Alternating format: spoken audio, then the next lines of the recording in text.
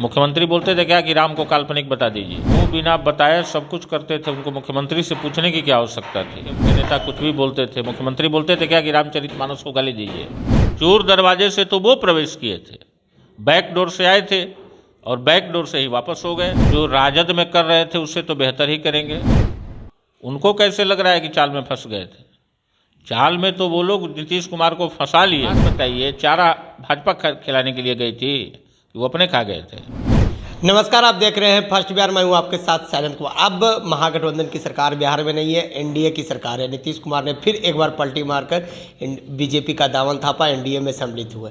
अब बात करें वहीं विपक्षी पार्टियां लगातार, जो आरजेडी के कई नेता हैं जो लगातार हमलावर हैं नई सरकार पर, वो कह रहे हैं कि मंत्रिमंडल का विस्तार कब।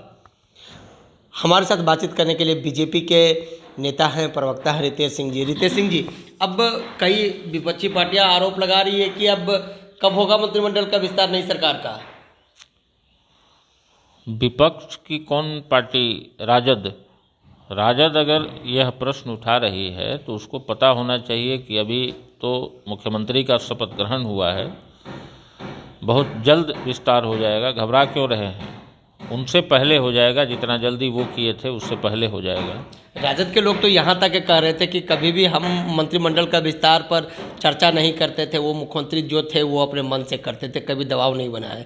अब बीजेपी वाले दबाव बनाएंगे, मुख्यमंत्री अपने मन से कुछ नहीं कर पाएंगे।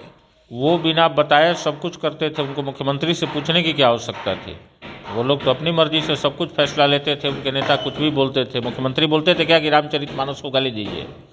मुख्यमंत्री बोलते थे क्या कि राम को काल्पनिक बता दीजिए। ऐसा बोले हैं क्या मुख्यमंत्री? वो लोग तो अपने से कुछ भी बोलते थे, उनको पूछने की आवश्यकता थी।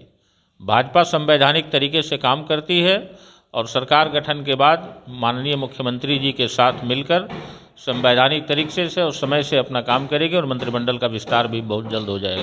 राजद के वरिष्ठ नेता हैं, भाई वीरेंद्र हैं, विधायक भी हैं, वो आरोप लगा रहे हैं कि नीतीश कुमार देश को और बिहार को धोखा दिए हैं, बीजेपी की गोद में जाकर वो पुनः फिर से बैठ गए। अच्छा, एक बात बताइए, हमें समझ में नहीं आ रही है कि भाई वीरेंद्र को शायद ये याद नहीं है कि 2020 में जो सरकार बनी थी बिहार की, वह राजद के साथ बनी थी क्या? वो तो ट्रिपल अलायंस था और बीजेपी और जदयू के गठबंधन में ही सरकार बनी थी। चोर दरवाजे से तो वो प्रवेश किए थे, बैक डोर से आए थे और बैक डोर से ही वापस हो गए। इसमें भाई वीरेंद्र को तो समझदारी आनी चाहिए, वो ऐसा क्यों बोल रहे हैं? वो कह भी रहे हैं कि अब तो खुद नीतीश कुमार चाल में जाके बीजेपी के चाल में फंस गए हैं। अब नीतीश कुमार क्या करेंगे? अब तो उनका चलने वाला नहीं है। जो राजद में कर रहे थे उससे तो बेहतर ही करेंगे। उनको कैसे लग रहा है कि चाल में फंस गए थे? चाल में तो वो लोग नीतीश कुमार को फंसा लिए थे। नीतीश कुमार जी यहाँ फंसे नहीं हैं। नीतीश कुमार जी के साथ तो नेचुरल अलायंस, जब से लालू यादव के जंगल राज के बाद नीतीश जी को जो मैंडेट मिला था उसमें बीजेपी उस समय भी सहयोग में थी और आज भी सहयोग में फिर से आई है। इसमें क्या करना है? बीजेपी लगातार परेशान, लालू प्रसाद यादव हो या तेजस्वी प्रसाद यादव हो या राजद के कई नेता को परेशान ईडी के द्वारा करवाया जा रहा है। तो ये तो सिर्फ अब आरजेडी डरने वाली नहीं है, कितनों भी परेशान कर ले आरजेडी के कार्यकर्ता। महोदय, आप तो मीडिया के हैं और लोकतंत्र के मजबूत स्तंभ के साथी हैं आप। ईडी एक विभाग है, वह भाजपा नहीं है। ये लोग आरोप लगा रहे हैं, जैसा कर्म किए हैं उसका तो परिणाम भुगतना पड़ेगा ना, जो कर्म किए हैं। अच्छा, एक बात बताइए, चारा भाजपा खिलाने के लिए गई थी कि वो अपने खा गए थे? तो जो गलत हुआ है उसका परिणाम तो आना ही है। सब महादेव देख रहे हैं, समय समय पर सबका परिणाम मिलता जाएगा। एक आखिरी सवाल, बीजेपी के प्रदेश अध्यक्ष उप मुख्यमंत्री बन गए हैं सम्राट चौधरी, वो कहा करते थे जब बीजेपी की सरकार आएगी तो अपराधी या नेपाल जाएंगे या गया में पिंडदान होगा। कब होगा? जनता खोज रही है। प्रारंभ हो चुका है, आरंभ जग चुका है, परिणाम भी आपको बहुत जल्द दिखाई देगा। भाजपा अपराधियों को कभी सहन नहीं करती। बगल में मेरा पड़ोसी राज्य उत्तर प्रदेश देखते हैं ना, अपराधी या तो अपराध छोड़ दिए या फिर दुनिया छोड़ दिए। वहीं यहाँ भी होगा। बिहार में कब होगा? प्रारंभ हो जाएगा। अब सरकार अभी तो बनी है, तो भी तो 2 दिन हुआ, अभी देखते जाइए, सब कुछ होगा। तो पहले तो मंत्रिमंडल का विस्तार कर ले। निश्चित मंत्रिमंडल भी विस्तार होगा और अपराधियों पर नकेल भी कसेगी सरकार। क्या गृह विभाग अपने पास रखेंगी बीजेपी? वो शीर्ष नेतृत्व का मामला है, वो तय करेगी। डिमांड हम लोगों ने रखा था, अब आगे जैसा होगा सहमति से होगा। मोदी की गारंटी देश में चलती है, क्या बिहार में नीतीश की गारंटी चलेगी? मोदी की गारंटी तो देश भर में चलती है और मोदी जी के साथ नीतीश जी हैं तो गारंटी चलेगी ही चलेगी। अभी तो गारंटी बिहार के विकास की है और वह होकर रहेगा। झूठ बोलकर यहाँ नौकरी के नाम पर झांसा नहीं देना है युवाओं को, जो होगा यथार्थ में जिस होगा। तरह से रेलवे के कल लोग वैकेंसी को लेकर रोड जाम कर रहे थे, नारेबाजी केंद्र सरकार के खिलाफ कर रहे हैं, तो क्या लग रहा है कि सिर्फ जुमला, आरजेडी के नेता बोल रहे हैं कि सिर्फ जुमला करते हैं, सिर्फ चुनावी भाषण रहती है बीजेपी का? उनको देखिए, जाकी रही भावना जैसी हरी मूरत देख तिन तैसी, उनकी जैसी सोच है वैसी वो बात करते हैं। आप गौर करिए, जुमला शब्द उन्हीं लोगों ने खोजा है, इसका मतलब ये शब्द उन्हीं के डिक्शनरी में था, वो किसी को जुमला बताते हैं। अभी रेल मंत्रालय का आपने फैसला सुना है ना कि सीट बढ़ाने की और आयु सीमा बढ़ाने की बात हुई है, स्वीकृति मिली है।